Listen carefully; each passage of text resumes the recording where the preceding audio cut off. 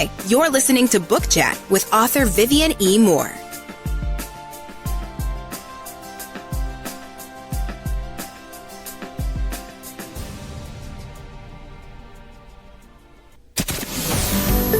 Welcome, everybody, to this week's episode. We really appreciate you joining us. This podcast really shows us how we can all learn, live, and thrive off of each other. By sharing our knowledge through our conversations, we will impart some knowledge whilst learning ourselves how to progress even further. Here is your host.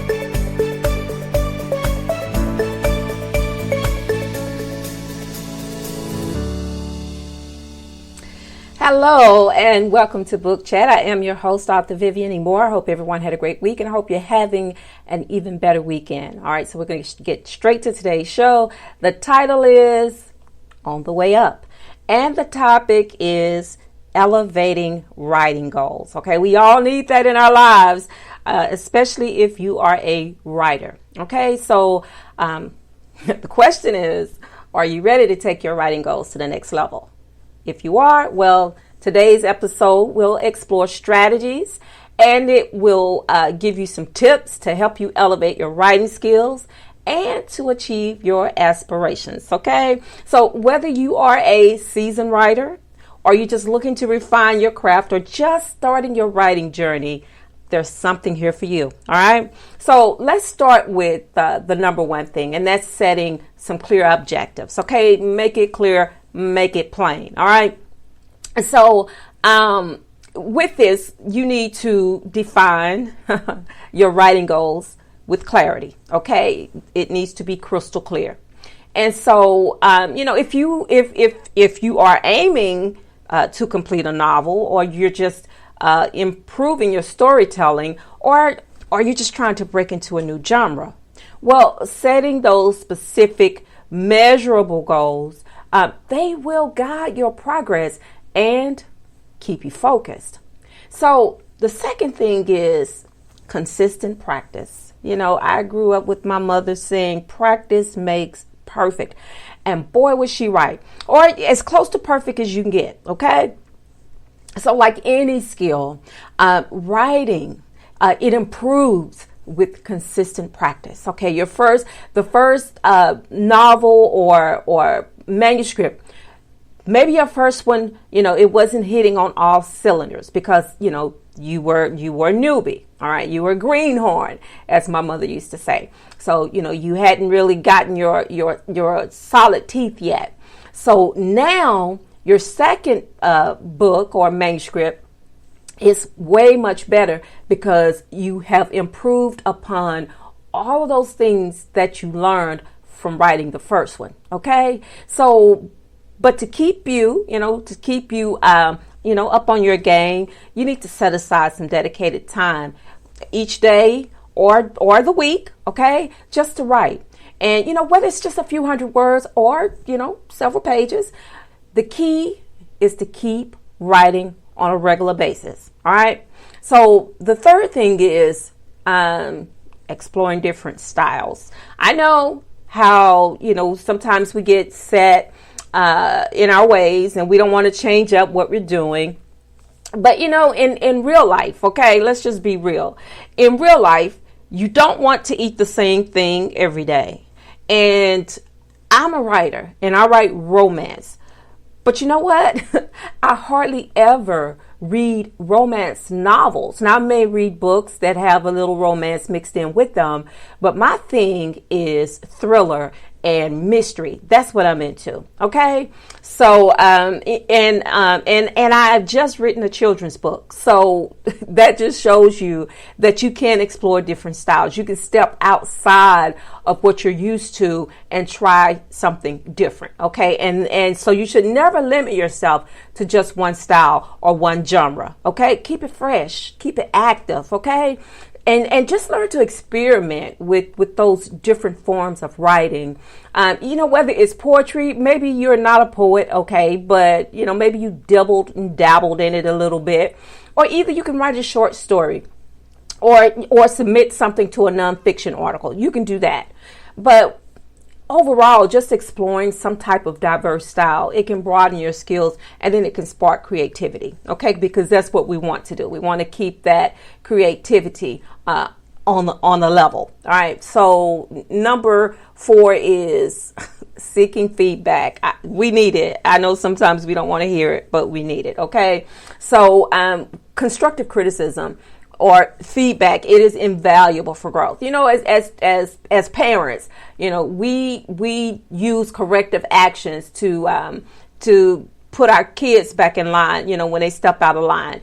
And as children growing up, you know, our parents did the same thing. They always applied some type of constructive action to keep us you know, on the good foot, as the old people used to say.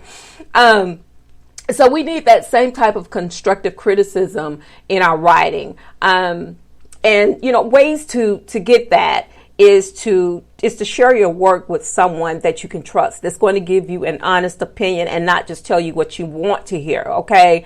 But will tell you what you need to hear, because that is going to be more valuable for you in the end. And you can also join some writing groups if you want to, or do some workshops, or just, you know, consider working with an editor, because I'm going to tell you that working with the editor, they will not hold their tongue. You will have all types of red marks and all types of things on your manuscript that needs to be improved upon when you use an editor. Okay. And, you know, just embrace the feedback. You know, you can embrace it as a tool for improvement, because we all have room for that. All right.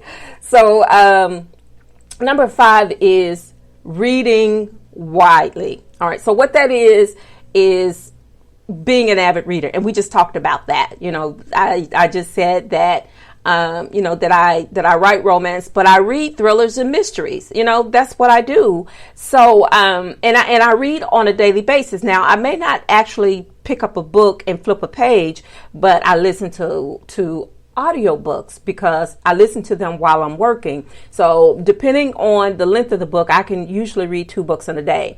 But anyway, you know, great writers, they are often avid readers. And so, you know, just immerse yourself in some form of diverse literature, something that goes across all genres, and then analyze how your favorite authors craft their stories. Okay. Because it can help you develop your characters, and that will help you to engage readers. All right, so staying inspired. We all need to stay inspired. So writing can be challenging. We know that. So find sources of inspiration that resonate with you. You know, it could be anything non-related to writing, or you can draw on those personal experiences, or you can just cultivate a habit of observing and drawing inspiration from the world around you, because there's always something around you that can inspire you. Okay. So, and I know you don't want to hear this one, but revision and editing. Okay. If you are a writer, you should be well versed in this. All right. Because writing is rewriting. Okay. You may get tired of doing it, but it's necessary. So don't be afraid to revise and edit your work, no matter how many times. Okay.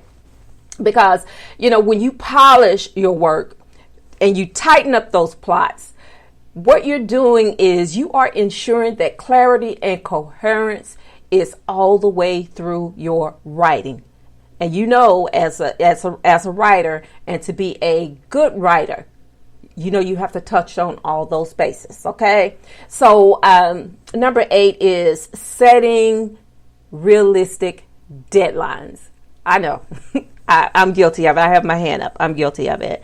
You know, sometimes you cannot foresee all of the things that can happen when you are writing a book. And you may have, you know, a projection of when you want your book to be, you know, out there in the hands of readers. But we got to be realistic about that. Okay. Because, you know, what you need to do is to break down your writing projects and put them in manageable milestones with realistic deadlines. Because like I said, you're going to have some rewrites, and sometimes you're going to have a lot of rewrites. You're going to have a lot of disagreements. And so you have to iron all of those things out. And sometimes it may include, you know, stretching your deadline. And if it happens, you just got to roll with it because, that's just the way it is. But if you approach it in a positive way, it will help to keep you accountable. And then it will also prevent you from being overwhelmed, because we know how that is, how writing can sometimes just, it can take you almost to your breaking point, to the point to where you just want to say, okay, that's it, I'm not doing this anymore. But that's all a part of the process, okay? But what you need to do is to celebrate each of those milestones and each of those achievements along the way, okay? So now let's embrace the challenges, shall we? If you want growth, step aside. Just step outside of your comfort zone and take on writing challenges. And, just writing prompts sometimes. It may not be a full story, just a writing prompt, because it will help you to tackle those new genres, and also it engages you and helps you with that experimentation with those different narrative and those different structures. Okay, so we know that persistence always pays off in the end, but you got to have belief in yourself too. So persistence with belief, you need both of those things, because, writing is a journey. All right. It is. And sometimes, that journey is filled with highs and lows. And, but what you have to do is you have to stay committed to your goals. Okay. You have to persevere through all of those highs and lows, because in the end it makes you stronger, but it also helps you to achieve your goals. And you also have to brace yourself when you're facing a setback, because I know sometimes those setbacks can be devastating, but do not let them overtake you. And the most important thing in all of this is believing in your abilities. Okay, believe in yourself first and foremost. Staying true to yourself, because that is so important. If you don't believe in yourself, then no one else will either. So just keep that in the back of your mind somewhere. Believe in yourself first. And if you look like you know what you're doing, people will start to see, and then they will start to trust you, and then they will believe in you too. And just remember, every word written, it is a step closer to your aspirations. Okay. So, whether you're just now diving into writing, it's staying consistent, persevering and embracing those challenges, and setting those realistic deadlines and all of those revisions and edits. You have to stay inspired. All right. So, combining these strategies into your writing routine, they can elevate your writing goals and guide you on your fulfilling creative journey. So let's rise together on the way up. All right. So that is our show for today. I hope that you have enjoyed it. I hope that you have listened and that you will like it and that you will share, because that's important as well. And as I always say, we often take life for granted, and that is something that we should never ever do. We should never take anything for granted, but most importantly life, because here today, gone tomorrow. We've seen it so many times. But I'm not trying to be a downer on the end of the show, but I'm just trying to help you stay positive and to always embrace the ones you love. Tell them how much you care about them, because again, tomorrow is not promised. Today may be the only chance you get to say it. So on that note, I love you. I hope you love me back. And until the next time you hear my voice, God bless you and goodbye.